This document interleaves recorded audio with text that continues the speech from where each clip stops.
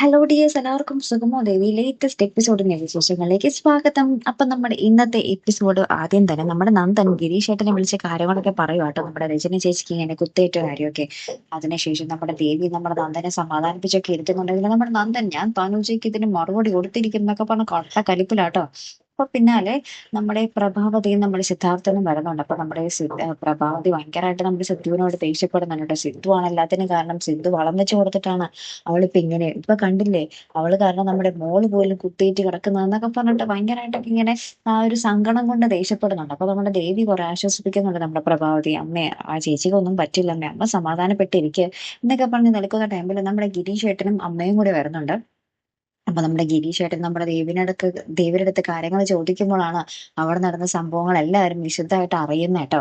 അപ്പുറത്താണെങ്കിലും നമ്മുടെ തനുജയുടെ വീട്ടില് തനുജയെ നോക്കുന്ന അച്ഛനും അമ്മയും ഉണ്ടല്ലോ, അവര് വന്നിട്ട് നമ്മുടെ ഈ വിവരം അറിഞ്ഞിട്ട് നമ്മുടെ തനുജ അങ്ങോട്ട് അപ്പുറത്ത് ചാലും വിചാലും അടിക്കുന്നുണ്ട്. പക്ഷെ തനുജയ്ക്ക് ഒരു കുലുക്കവും. തനുജ പറയുന്നുണ്ട്, പോലീസ് വരട്ടെ, എന്നെ കോടതിയിൽ കൊണ്ടുപോട്ടെ, എനിക്ക് അവിടെ നിന്നും കാര്യങ്ങൾ സത്യങ്ങളെല്ലാം അറിയണം.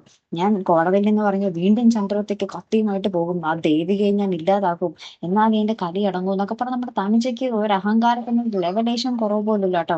അപ്പുറത്ത് നമ്മുടെ ബാലുവിന്റെ വീട്ടിലാണെങ്കിൽ ബാലുവിന് ആകപ്പാട് ഇതറിഞ്ഞിട്ട് ഒരു ഇരിക്കപ്പുറതയില്ല, ആകപ്പാടെ സങ്കടം. താൻ കാരണമാണല്ലോ ഈ പ്രശ്നങ്ങളൊക്കെ ഉണ്ടായതെന്ന് ഓർത്ത്. ഇപ്പൊ ബാലു ഇങ്ങനെ നമ്മുടെ ചന്ദ്രമതിയോട് പറയുന്നുണ്ട്, ചന്ദ്രമതി ഞാനൊന്ന് ഹോസ്പിറ്റലിൽ പൊക്കോട്ടെ എന്ന് ചോദിക്കുമ്പോൾ ചന്ദ്രമതി പറയുന്നുണ്ട്, വേണ്ട, അതൊന്നും വേണ്ട, അവരുടെ കാര്യത്തിൽ ഇനിയൊന്നും ഇടപെടണ്ട, ഇനി കുറച്ച് ഗ്യാപ്പ് ഇട്ട് നിന്നാൽ മതി, അല്ലെങ്കിൽ ബാലുവിന്റെ തലയിലേക്ക് തനുജയെ വെച്ച് കെട്ടി തരും എല്ലാവരും.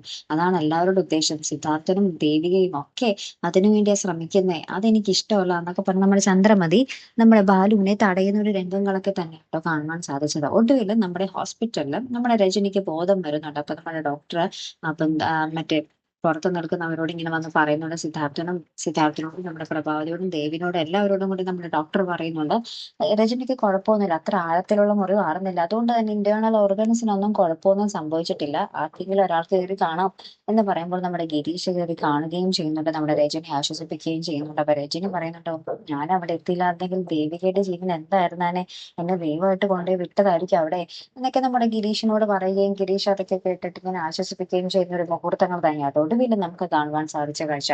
പിന്നെ എന്തൊക്കെയായാലും നമുക്ക് കാത്തിരുന്നേനെ കാണാല്ലേ. ഇനി നമ്മുടെ നന്ദൻ ചോദിക്കും എന്നൊക്കെ പറഞ്ഞിട്ട് പോകാൻ പോകുന്നുണ്ട്. ഇനി അവിടെ എന്ത് സംഭവിക്കുമെന്ന് പറയാൻ പറ്റില്ല. ഇനിയെങ്കിലും നമ്മുടെ സിദ്ധാർത്ഥനോ ബലരാമനോ നമ്മുടെ തഞ്ചടി ഒരു അഹങ്കാരം അടിച്ചമർത്തി കളയാൻ സാധിക്കുമോ അല്ലെ പ്രഷേരെ? അതാണ് നമുക്ക് വേണ്ടത് അല്ലെ. എന്തായാലും കാത്തിരുന്നേനെ കാണാം. അപ്പൊ അടുത്തൊരു വീഡിയോ വരുന്നത് വരയ്ക്കും ഗുഡ് ബൈ.